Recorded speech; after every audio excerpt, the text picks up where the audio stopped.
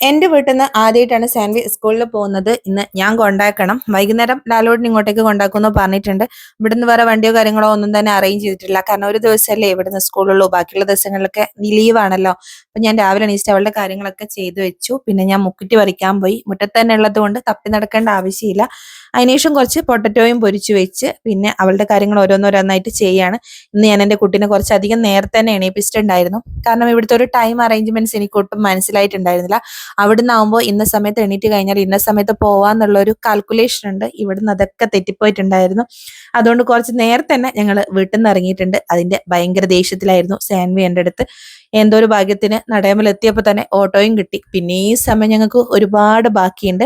വടകര എത്തിയപ്പോൾ വിജനമായ വടകരയും വിജനമായ റോഡുകളും ഇതൊക്കെ കണ്ടപ്പോൾ സാൻവി എന്നോട് പറഞ്ഞ, അമ്മയെ ഇത്ര പൊലച്ച് തന്നെ സ്കൂളിൽ വരേണ്ടിയിരുന്നില്ല. സ്കൂളിൽ എത്തിയപ്പോൾ അതിലും വലിയ കോമഡി, സാൻവിയാണ് ആദ്യമായിട്ട് സ്കൂളിൽ എത്തിയിട്ടുള്ളത്. 3 മിസ്സുമാരുണ്ടായിരുന്നു. അവിടെ എത്തിയപ്പോൾ എനിക്ക് ചെറിയൊരു സങ്കടമായി. ഇത്ര നേരത്തെ വരേണ്ടിയിരുന്നില്ല എന്ന് തോന്നി. സാരയില്ല, അവിടെ കിടക്കട്ടെ. അപ്പോൾ കുറച്ചു നേരം ബസ്സിൽ പോസ്റ്റ് അടിച്ചിരുന്നപ്പോഴാണ് അറിഞ്ഞത് ഈ ബസ്സല്ല വേറെ ബസ്സാണ് ആദ്യം പോകുന്നതെന്നുള്ളത്.